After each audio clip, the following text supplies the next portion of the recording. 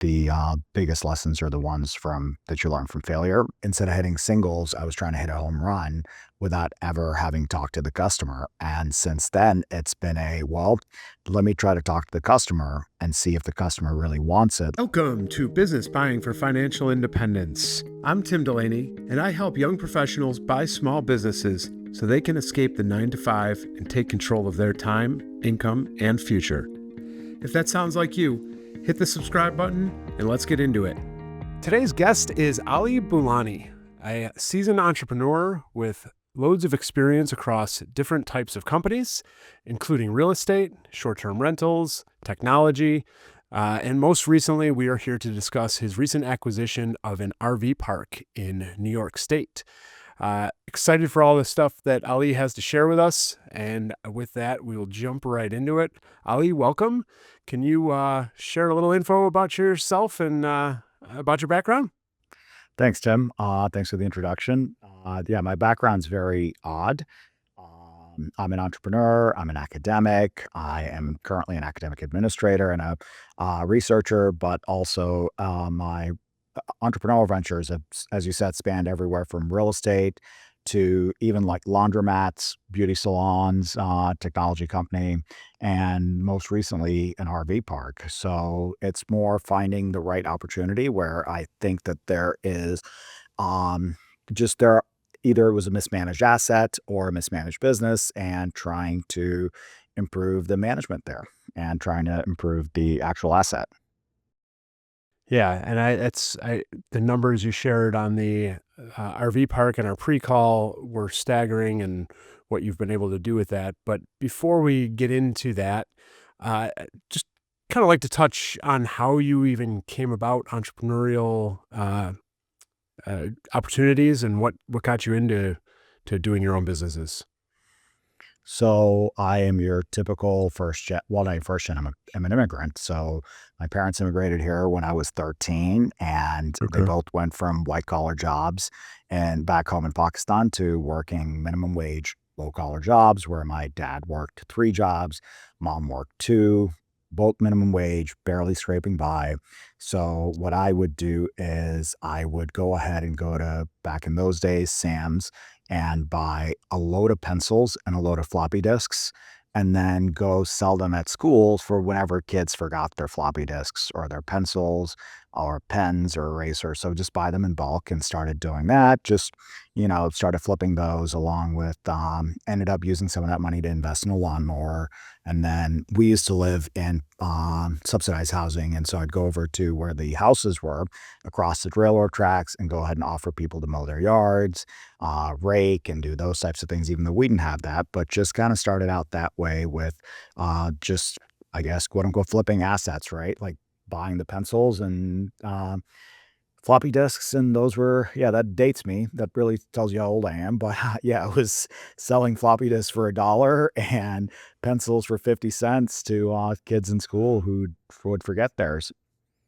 That's awesome. Yeah, floppy disks were a staple in school when I was there. It was something you constantly needed and never had. So I wish you were around back then. You probably would have made a good amount off of me. Um, that's kind of that classic entrepreneur story of starting young, realizing that there's arbitrage opportunities, and when people need something, they're willing to pay for it. That's awesome. And then right into lawn mowing and all of these other classic entrepreneurial ventures as a child. So as you grew up, did you just stay in business and continue to grow the lawn mowing, or what was your next steps? Went all over. So, when I turned 16 and I was finally old enough to have a job, I worked at McDonald's while still doing everything from lawn mowing. And by that time, I think I was still, yeah, I was still selling floppy disks, but around that time there were CD-ROMs. And so I got a CD burner and I would burn CDs for people. And, they needed copies of something. I'd just burn them and charge them $5 a CD. And that was not consistent enough money because a lot of people did have CD burners at that time. And as I told you, floppy disks were not a thing around that time. People were now saving stuff in virtual, settings or emailing it to themselves and such. So that was no longer as lucrative. So I was trying to find like the next thing while still trying to make a few bucks here and there while working at McDonald's. And then after 11th grade, dropped out of high school, went off to undergrad and got my GED, and then went off, went to undergrad. And during that time, I did do some of that where, same thing. You want a CD burned. I was the only one with the CD burner in their dorms. So ended up burning CDs for people while also working like a minimum wage job, and then sort of built up from there. And then used my SEOG and Pell Grant to buy my first house, and rented it out to my teammates and worked on fixing it up. I stayed in the garage while they stayed in the bedrooms. And I slowly started fixing that up. And from there, it was kind of like, selling that asset and moving on to the next thing and just kind of slowly growing. Not saying I haven't had lots of failures during that time too. I mean, as a 19, well, I was 21 when I sold my first house. But it was, came across a bunch of money. As a 21-year-old, don't know my head from my butt at that time. I also used to bounce at a nightclub, and so got used to get cash tips and stuff. So took that, bought my first car at 21. Before then, it was my trusty Huffy that I bought from Walmart, and then yeah, use that to buy a car, but then also try to buy more properties, and was building that up. But also the other thing that I did while I was still in school was I started a personal training. Like I was a personal trainer during that time. At being a unsuccessful athlete, kind of gave me the opportunity to say, "Hey, I played sports, even though I didn't play. I was the best water boy out there." But that immediately gave me, cash with the public, where it's like, oh my God, former athlete, personal trainer, whatever. And, was picking up clients, but then started to realize that I could only scale the number of hours that I could work. So after the first house flip, I invested in buying a property that could be used as a personal training studio in the garage. And then I started having, other personal trainers train out of there, pay me $5 a session, which doesn't seem like a lot, but if you have a bunch of personal trainers, it can add up. And so, that was kind of paying my mortgage payment and everything. And then, bought a 4-unit place, and because it wasn't zoned properly and such, and started fixing that up, started to get it rezoned. And right around that time, Katrina hit, wiped everything out. Thank goodness I was insured for enough to where it paid off my mortgages, but also gave me a little bit of extra cash to be able to, when I relocated to Oklahoma, to be able to go back into investing again. And that's where I totally screwed up.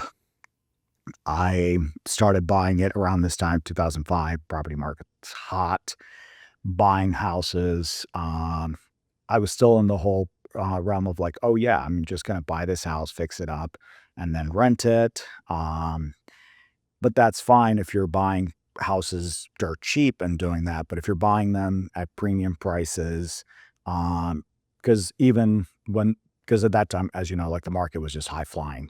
So, an asset that I should have in reality paid 20,000 for, I got bid up to 50 from the competitors, even though, completely renovated, it's worth maybe 90. So that's where, started getting into trouble there. And in 2009, with the housing collapse, lost everything. And, during that time, I did go get another master's and a PhD. And it was right around the time that I was finishing my PhD, where I only got a PhD because I wanted to learn to think better. No other reason. I did not want to go into academia. I just wanted to continue to do whatever the heck it is I was doing that was giving me a lifestyle that I wanted. Um, and and then also during that time, I made another big error is I thought the world was ready for it, but it wasn't. I created a website where what I did was I basically filmed out videos of people doing exercises and then looped them, and then had personal trainers PTs be able to prescribe workouts, and then their patients or clients could look at it online, on the web. It was not mobile around that time. Mobile started, but then again, mobile was still not great. The experience wasn't great, but it was still mine was online, and I don't think people I think I didn't I know I didn't listen to the customer. I instead thought, "This is a problem. You've got all these trainers who can't scale because" and for me, the initial scale was, "Okay, great, get a bunch of people to work for me." Well, what if instead I just got a bunch of clients and then just was able to prescribe them workouts online? But I didn't realize that there weren't that many people looking to do that. So that was a complete bust. So around the time that the market collapsed with real estate, this also wasn't going anywhere and I had to shut it down because the cost of hosting was way too high. My revenue could not, my burn rate was just way too high. And so those two businesses failed miserably. I had very little capital left, and I was finishing up my PhD at that time.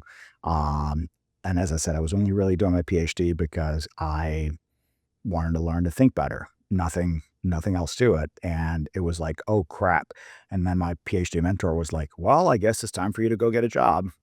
Ah,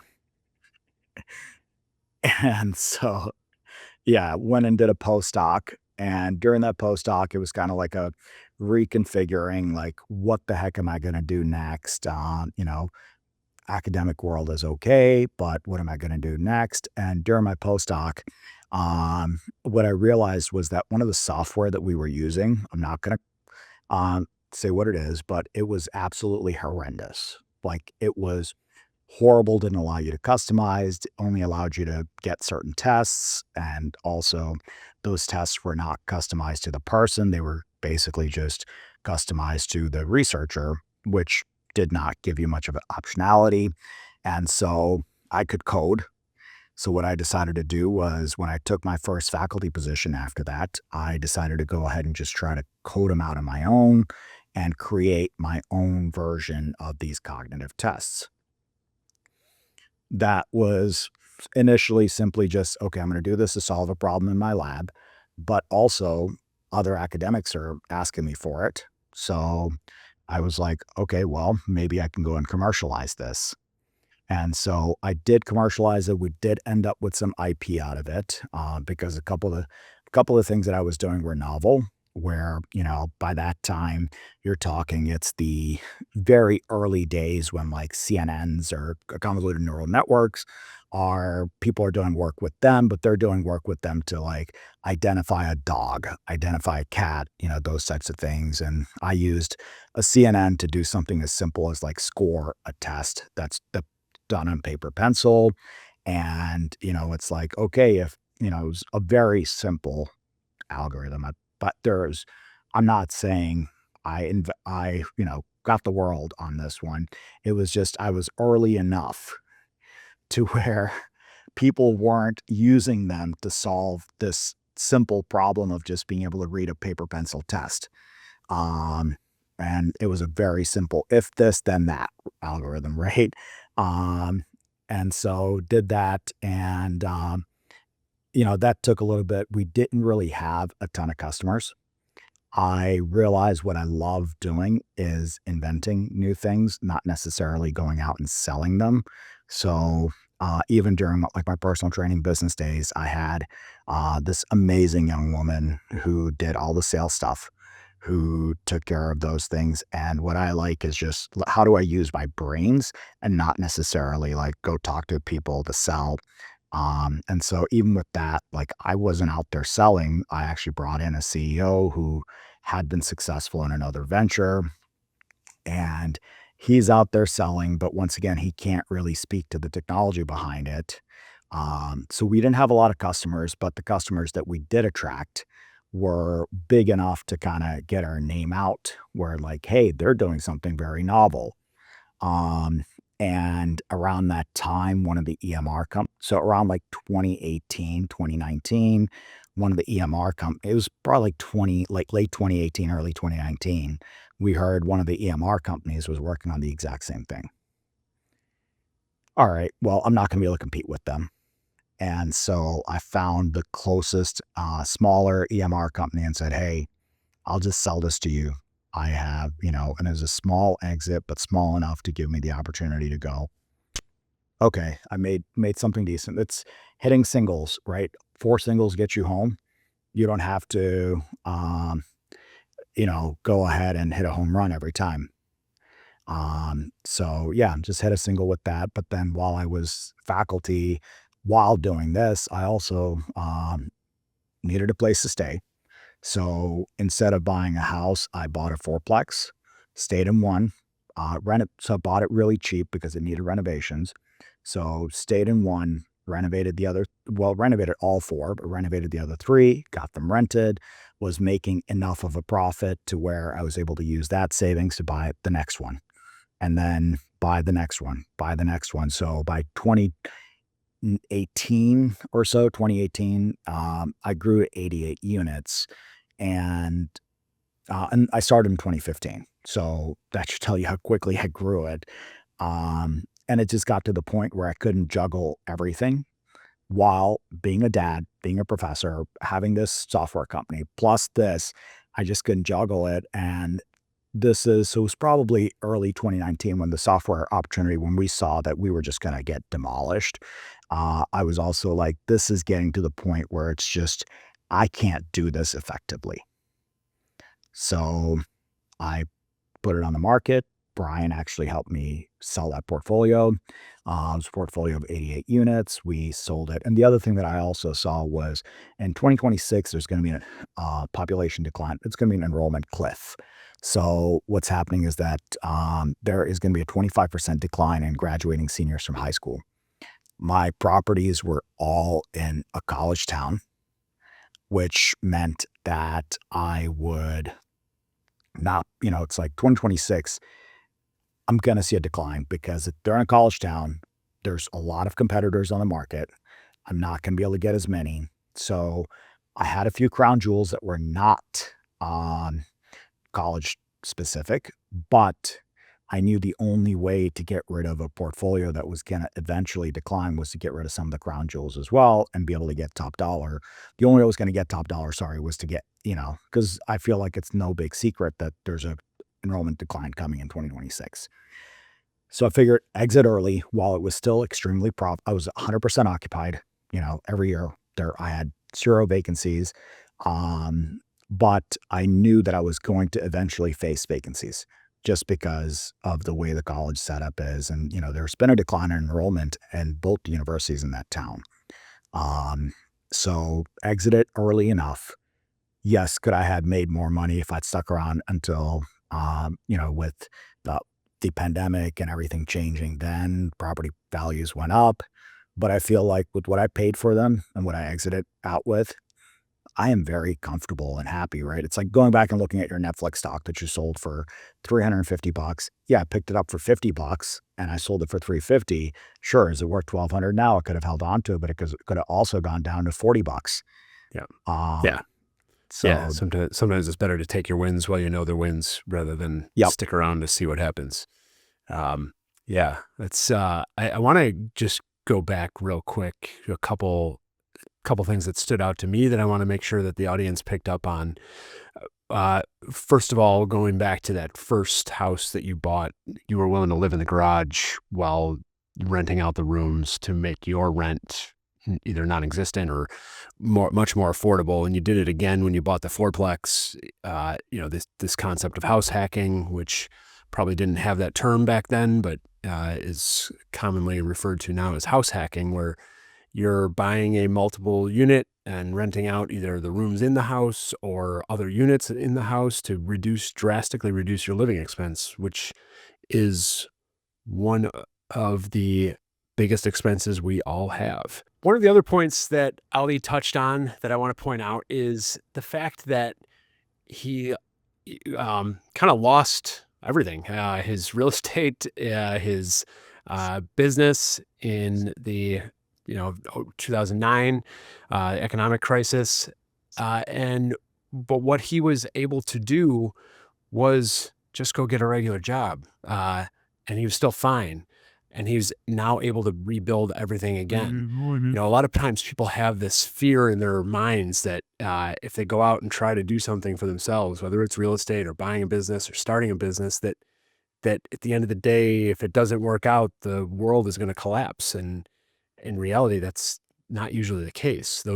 That experience that Ali got in the early 2000s, doing real estate, building a business, probably paid off when he got back into the game a few years later, constantly looking for other opportunities.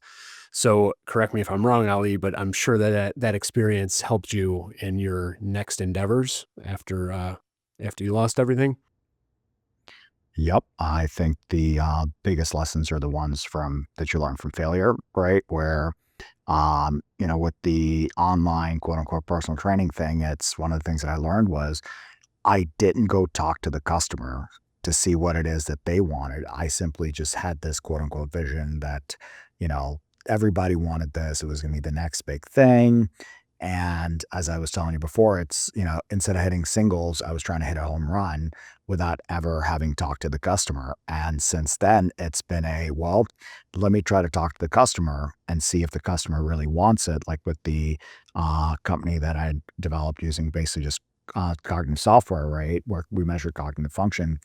Yeah, I talked to a bunch of people in my field and said, "Hey, like, what would you use this if I actually took what I've developed from my lab and commercialized it?" And I had so many people say yes, and they did end up using it. And it's because I listened to them. I said, "Hey, what do you want?" Rather than just, I have this vision because I think I know everything. Um, and so I think that's one of the biggest lessons that I learned out of that is talk to your customers, get to know what they want rather than what you think they want.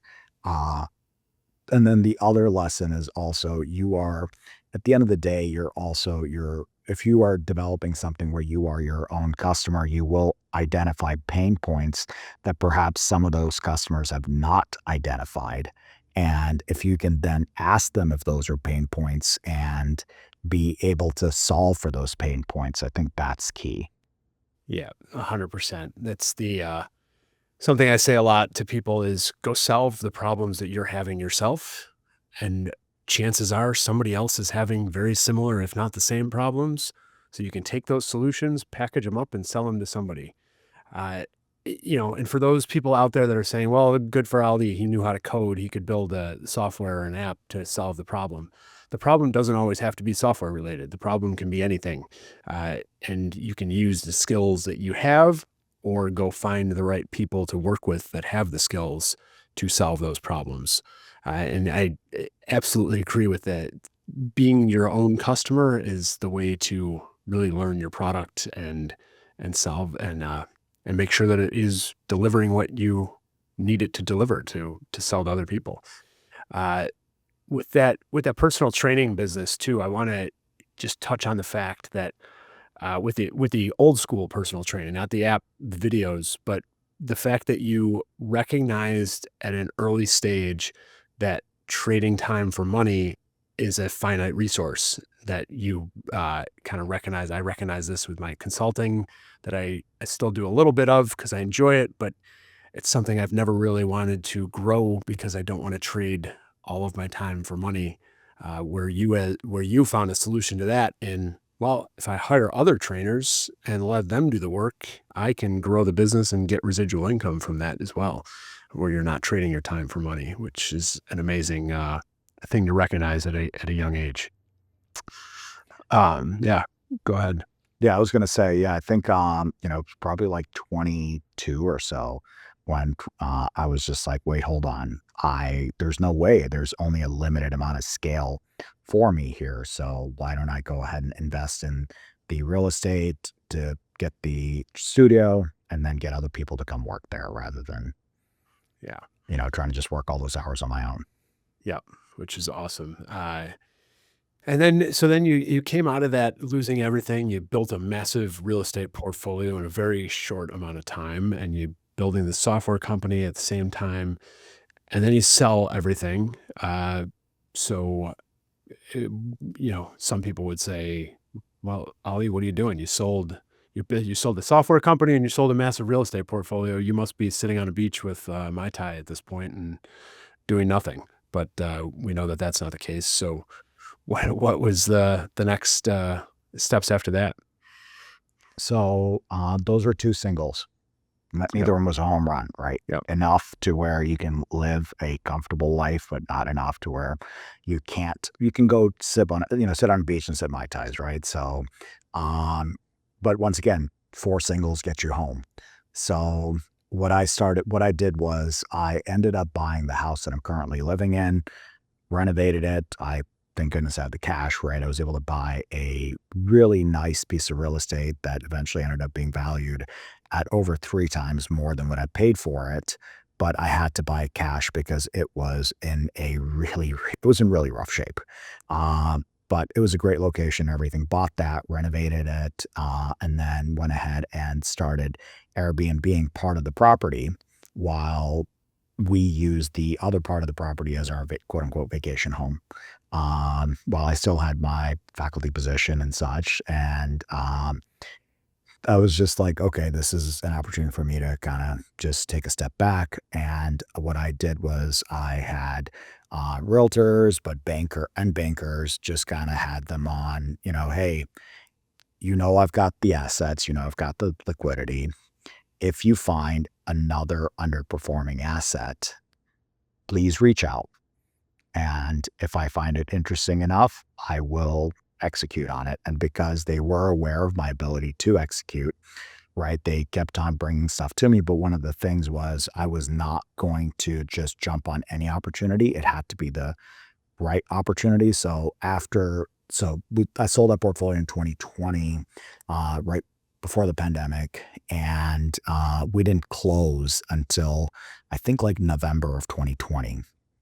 So I ended up buying this property right around 2021, and then didn't find my next one until 2023.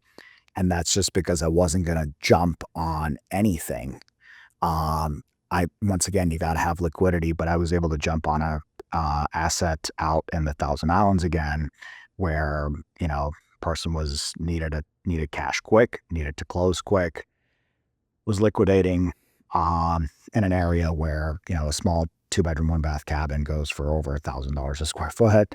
So great, I was able to come in and pick it up at pennies on the dollar and renovated that. And that renovation got done last year.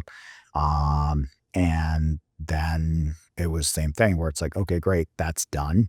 But if I find another underperforming asset, I'll do the same thing.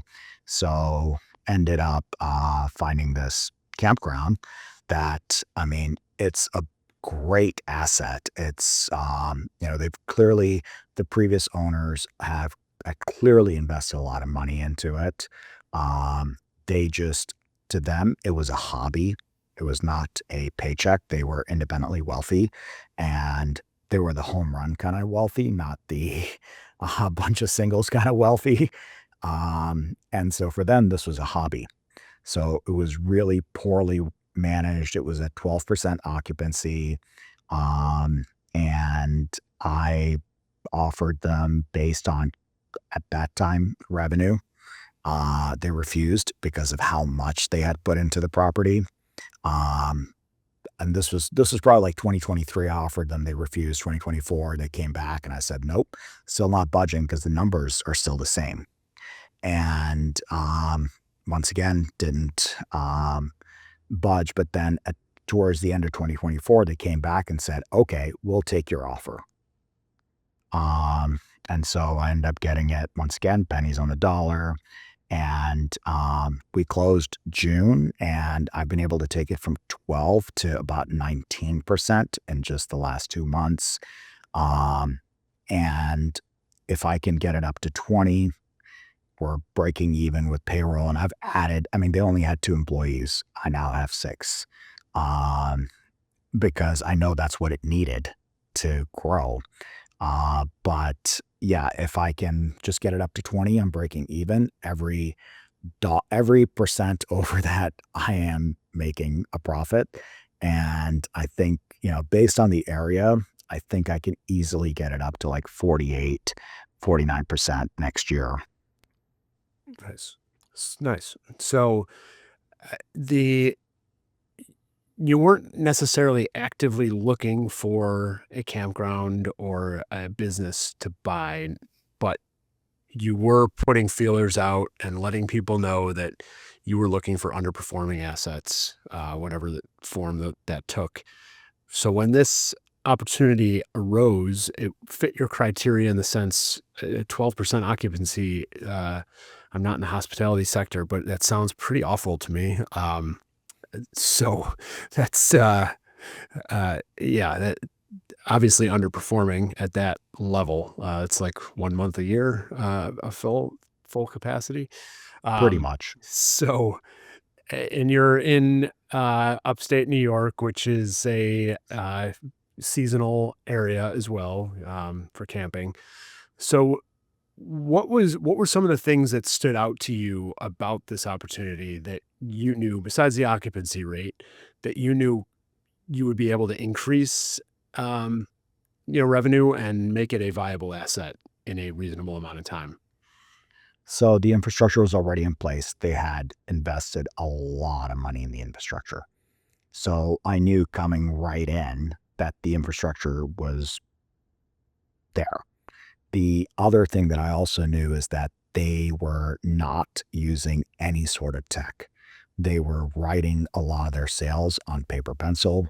They didn't have the only way you could book is if you called up their number, and that too was a landline. So when no one answered it, so one of the things when I went to check it out, I just kind of asked to see like, hey, can I just see your phone to just see like how frequent calls? I mean, there were like 20 something missed calls that people hadn't responded back to. Um, and it was like, wait, hold on. So you've got two employees who are taking care of the whole thing, which means they're not at the camp store the whole time. They're not answering phones, but you have everyone calling the camp store to book. Additionally, you had one cabin, and that was probably their best cabin, was not even listed online. It was nowhere on the website, so no one knew that it was there.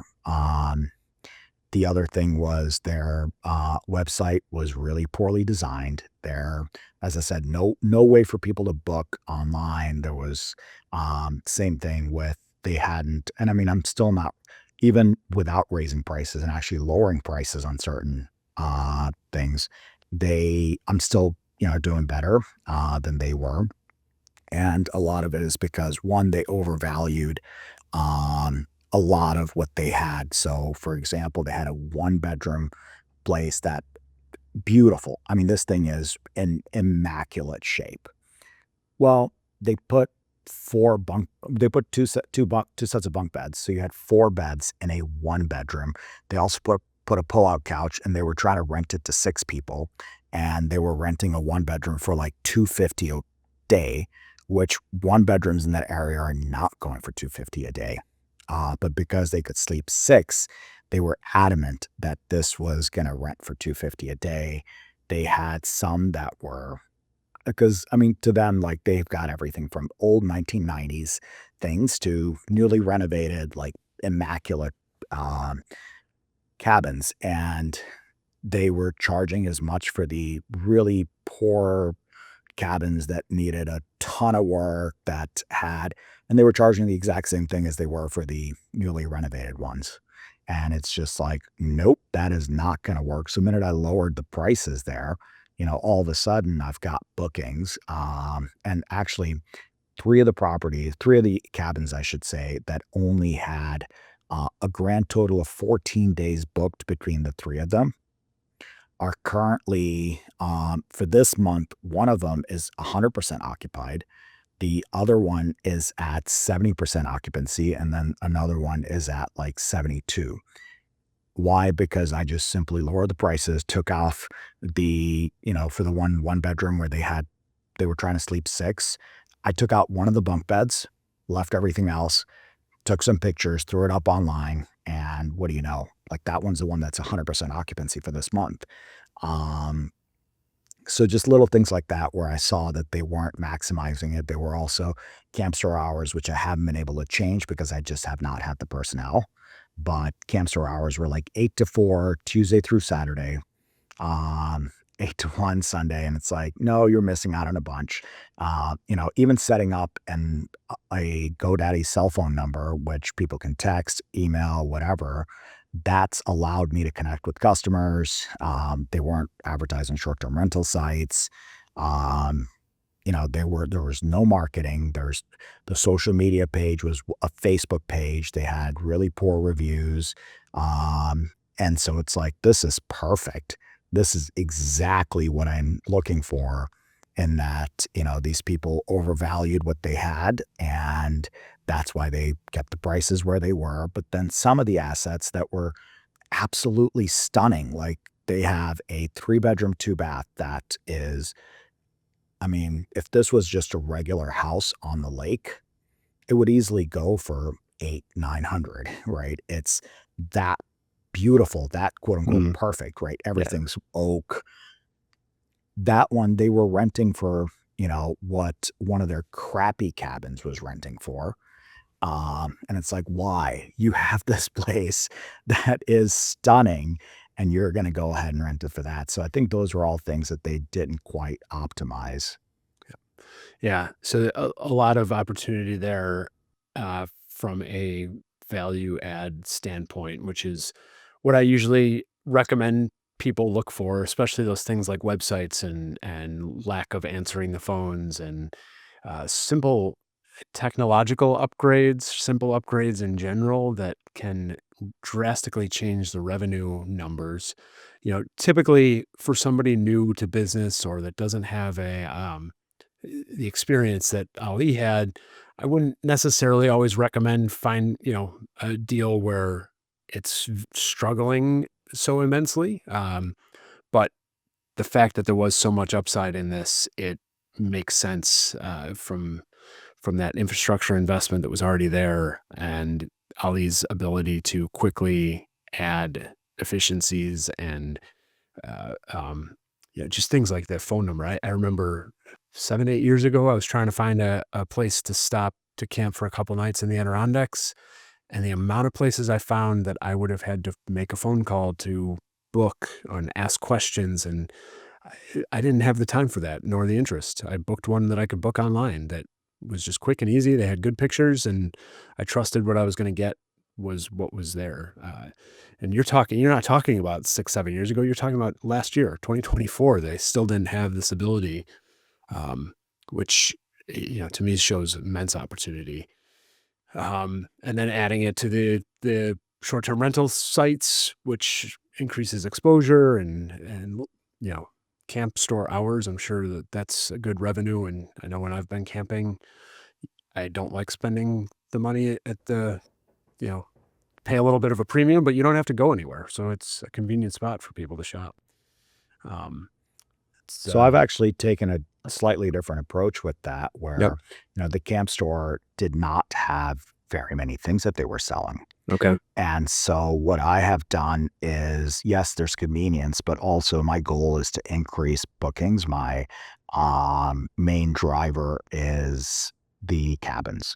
The camp store, it's never really going to make me wealthy. Let's just put it that way. Like if it breaks even, awesome. So what I have done is I've been able to find, and this is all like, and I'm still not quite optimized, but I've been able to find wholesale sellers where I've been able to get product at such a cheap price that instead, and normal retail markup is 110%. I instead have a 50% markup, and I am beating dollar store prices, Dollar General, which is right there in Hammond. So what people are doing now is they're actually going off the main road to come to me. But then what they do is they will then say, "Oh, you've got a dock. Oh, you've got boats. Oh, you've got this," which are really where you're making your money. So, we're selling alcohol. We got an alcohol license, and so same thing. Our margins on alcohol are extremely low. because we've not been able to find the right folks yet. But what that's done is this has driven a bunch of traffic to us who have then turned around and rented kayaks, boats, docks from us because they didn't realize we existed. We had those things, but they heard that our beer was cheaper than anywhere else in the area. And so even people from other campgrounds are now coming to us to buy alcohol and also to buy some of their groceries and such because it is cheaper. And that is now getting them to book, which is what the initial, what the goal was to just drive people in because we're so far off the highway where, and a lot of it has been word of mouth. We have not even started our social media marketing yet because it's just, we're still getting our software set up. People can't even book online yet, but just having that phone number has been great. But yeah, things like that where we're just driving people to come to us by dropping our prices so much. And yeah, sure, am I making money off of that? Not at all. But what I'm doing is the ancillary products that they're buying is what's really helping. Yeah, and that's a smart decision just to get traffic in there. Like you said, you've described some of these places as immaculate and beautiful.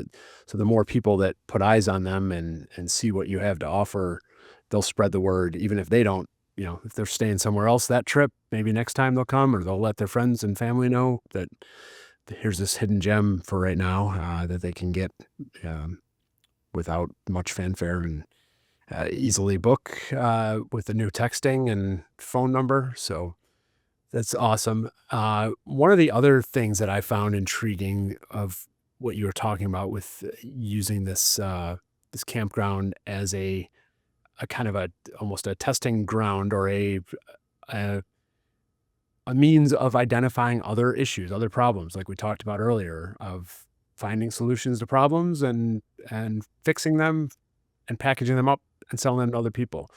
Uh, do you want to touch on some of those initiatives that you're taking or thinking about in the bigger picture? Yeah, so one of the reasons why we don't have online booking is because there's currently no software solution out there that can handle the things that I want to be able to do.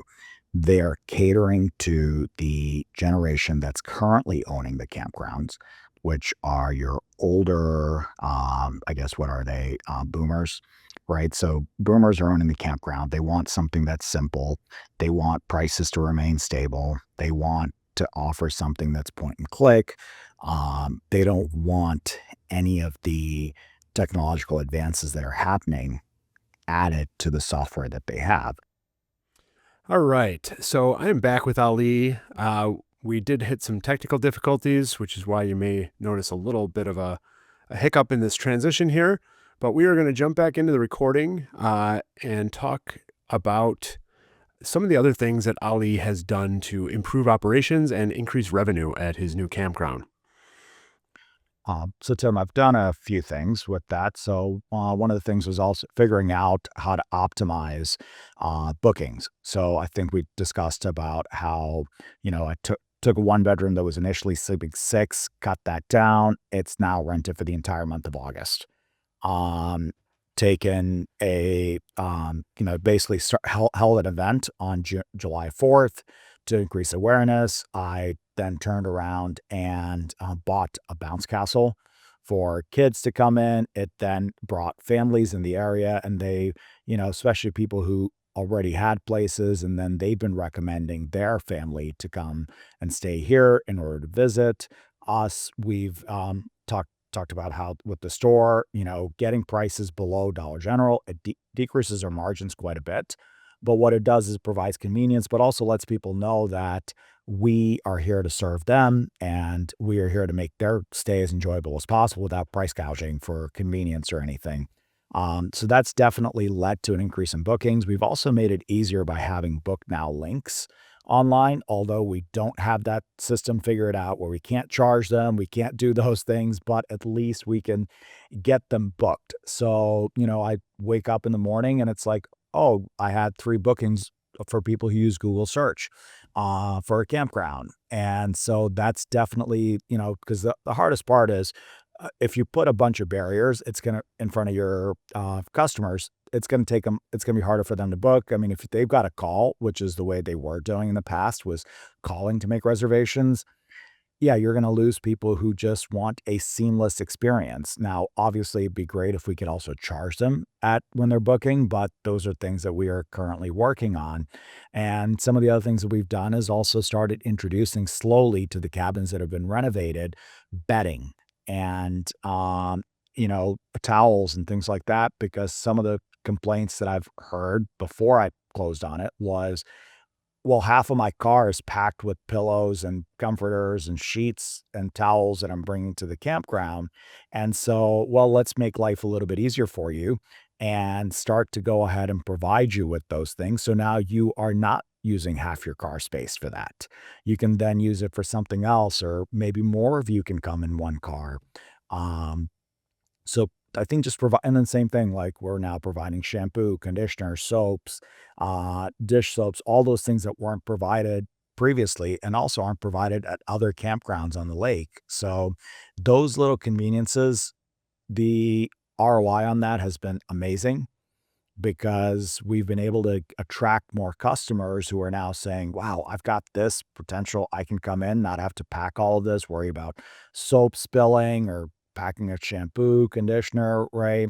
And so that has definitely made people, they've given us a lot of really great reviews with, wow, first campground I've been to that's had this, or wow, this is great. It saved me a ton of space in the car. So we've got great reviews not only online, but also the compliments that we get when people come into the store and such. Yeah, that's awesome. Especially the bedding part is huge. I just think about my family when we travel. I feel like we're packed light, and then all of a sudden I see the kids with their blankets and stuffed animals and pillows because they have to travel with them wherever we go, even if it's a hotel. And it adds so much bulk. If we also needed to bring complete bedding sets for all of us, it would really add to the amount of luggage and car packing we would have to do. So that's a great addition. Um, One other thing I want to touch on is, you'd mentioned the infrastructure that the previous owners had put into this, and the fact that you were able to get a good deal because they weren't operating it uh, the best way possible and maximizing their occupancy and their revenue. If you were to start this campground from scratch versus having bought it as it is, how much of a difference in price would we have been talking about? At least 8 to 10x more. You're Yep, because of how much is so 16x is what's already been sunk into infrastructure here Hmm. of my, price, but I think if they had figured out how to optimize it, and I'm, taking with a campground, I'm looking at about a 5 to 7x revenue, multiple, and with this, if we are based on projections, right? If we're able to meet projections in 3 years, which is and we're really only anticipating about a 54% occupancy in 3 years. We're not even, we're not thinking we're gonna reach 60, 70, 80%, which is ideally where you'd like to be for a seasonal place.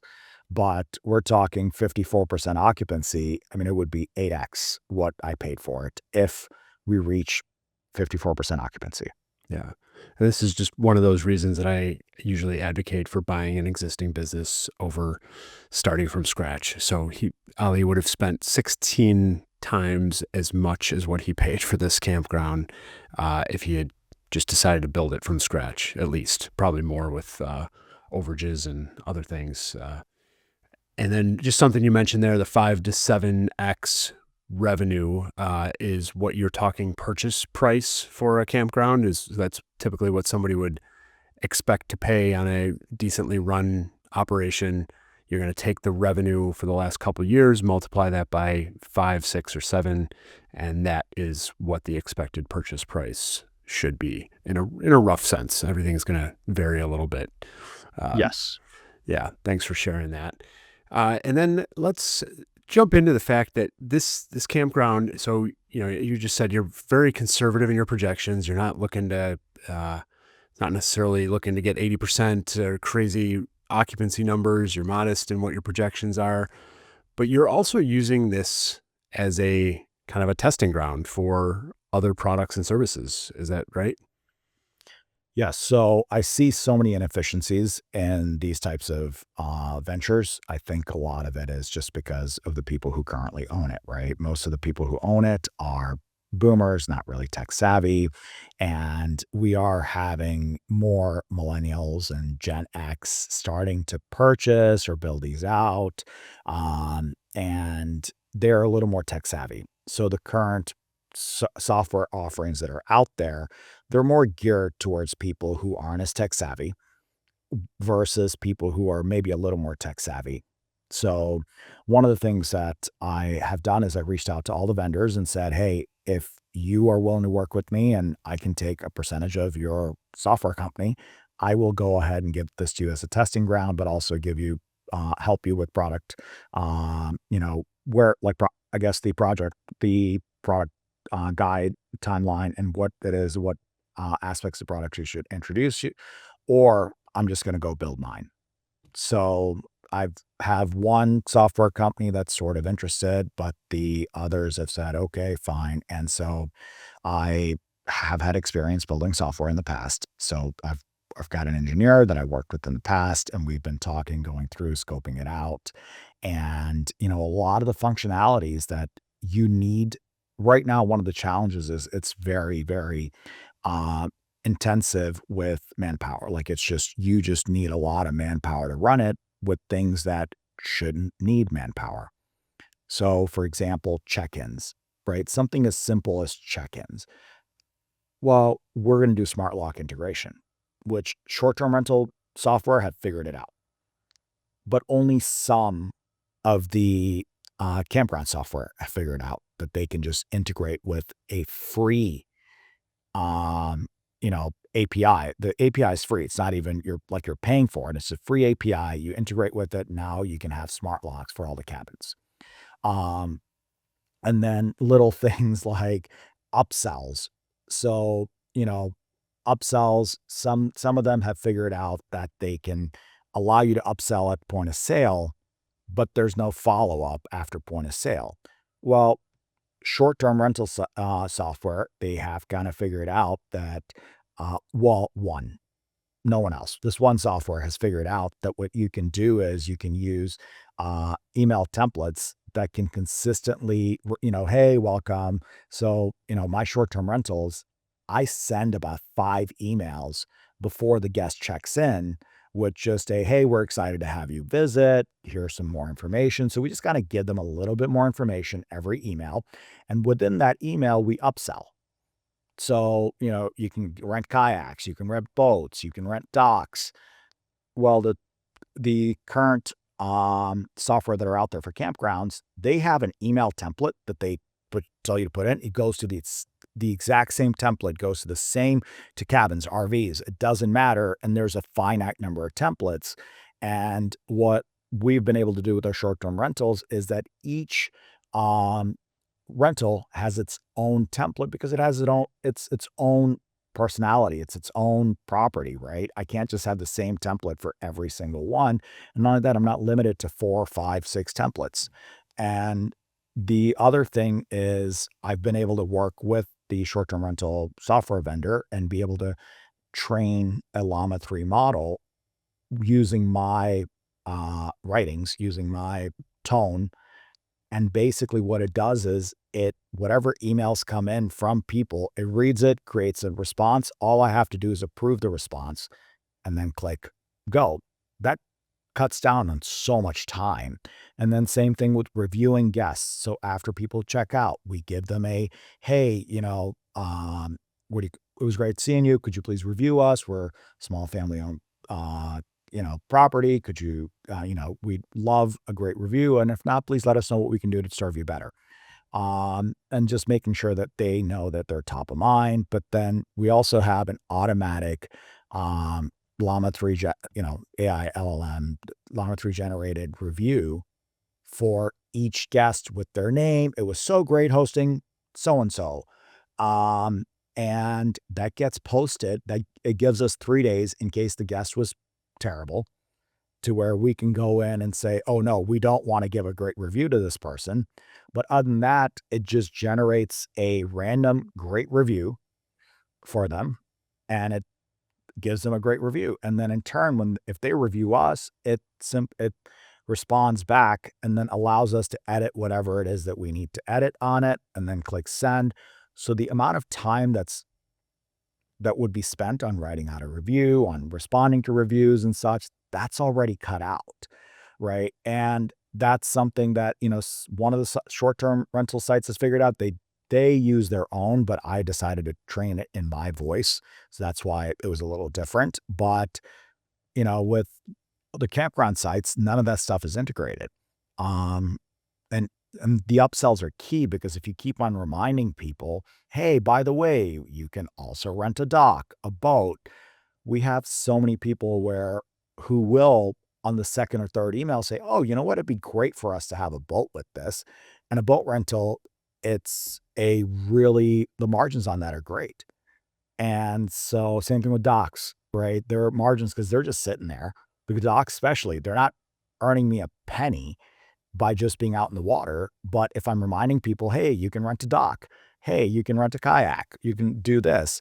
And then like the consistent reminders of the upsells instead of just the one-time upsells is great. And then the other challenging part right now is none of these sites, short-term rentals, don't do that either. But one of the ways that I think hotels have been able to build loyalty is by offering loyalty points.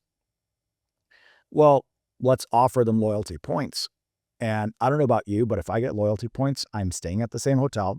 I'm not going to give the name of the hotel that I stay at, but there's a hotel brand that, I'm a very, yeah, I'm a member that is near the top tier. Yeah. I'm a high flyer at this one. Right. And that's because they reward me with loyalty points, and because of that, they give me, so here you go. And I know how much I've spent at the hotel brand over the last X number of years. And it would be the same thing where it's loyalty points, even for coming into the camp store, purchasing at the camp store, having those sorts of loyalty points to where you're getting the consumer to choose you for the next vacation because, hey, I'm going to get points and maybe I'll get, a few things for free, and allows you to create an email list. And, those are all things that weren't there. And right now, the email list that they create, it's through MailChimp. But this would allow you to kind of capture that data internally, but also be able to run your own analytics internally to be able to see everything from, because once you do have that information, obviously, the other information that you can gather out of that. And you can start to see, okay, what is my demographics? What is the demographics that come? What locations? And then when you do follow through and purchase your Instagram ads or your Facebook ads and things like that, you at least know what to tell Instagram and Facebook with what sort of person do you want to target, rather than kind of going out in the wild with, oh yeah, like this is kind of where we think people come from. Yep. Yeah, that's awesome. Good use of data, good use of technology, and finding these opportunities, especially, approaching the existing software before you even bother building it yourself, giving them the chance to just tack on and make some additional revenue that way.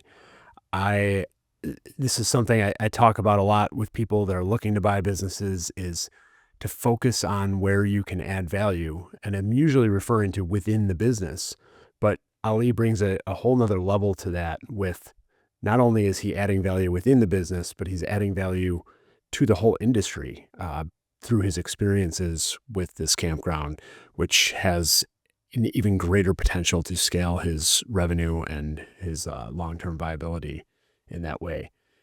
And on that note, I just want to ask you, like, your mindset on this, Ali, with the software that you're, building out, possibly licensing to other existing software. In theory, you're just going to be helping your competitors more. How do you reconcile that mentally? With one campground, you can't scale. Yep. Software you can, right? Yep. You can't replicate another campground, but what you can do is you can replicate the software. And to me, that is way more fun. Scale is more fun than not being able to scale this. hey, if I can pay off the mortgage and enjoy the fruits of this, that's awesome. That's really where, enjoying the outdoors and such. Whereas the other thing I think is going to be more a living. Yeah. I just wanted to point that out for those of you that have kind of the mindset of you don't want to do something for the industry because you're worried about competition. Ali's mindset is more of an abundance mindset of, yeah, okay, maybe my competitors will be a little bit in a better position, but I'll be putting more money in my pocket overall, and my campground will still be doing just fine and still producing income overall. So that's a great way to look at things overall. Great way to think about buying a business from the sense of not only adding value and growing the business itself, but looking at the whole industry and where you can, if you're having a problem in your business, chances are there's a bunch of other owners out there that are having the exact same problem and are looking for a solution and willing to pay for that solution. So that's awesome mentality, Ali. Thanks. Before we wrap up, is there anything else that you want to share with the listeners today? No, I think we covered a lot, and Yep. I'm excited to get this venture going and seeing what the next few years bring us. Yeah, I look forward to having you back in the future to see where the campground has gone and where your other ventures that have sprung out of the campground end up going. On that note, is there a website or social media or anything that you would like people to connect with you on? Sure, they can reach me at they can just go to the Back Bay Campground website Okay, and reach out. It's backbaycampground.com. perfect. And social media, we're still working on, as I said, the previous owners didn't have social media. So we got the accounts. We're slowly starting to, get that going. We're still a ways away from really being out on social media. We've got to get the campground and serve the current customers while also trying to grow. And so it's a fine balance. So right now it was like, let's just reserve the names, get whatever we can out right now. And then once the season's over, we can go and work on a social media strategy. So for right now, it's backbaycampground.com. But hopefully in the future, you will have Instagram, Facebook, Threads, pretty much every social media site that we could think of. Perfect. I will throw that link in the show notes below so you can go find it and book yourself a campground. If not for this summer, then summer 2026. And on that note, I would really appreciate it if everybody out there listening could hit that subscribe or follow button in your podcast app. And I will see you again soon. Ali, thank you very much for being here. Really appreciate your time. Thanks, Tim. Appreciate it. Thanks for listening to Business Buying for Financial Independence. If you're serious about owning your time and building long-term wealth, make sure to subscribe so you don't miss the next episode.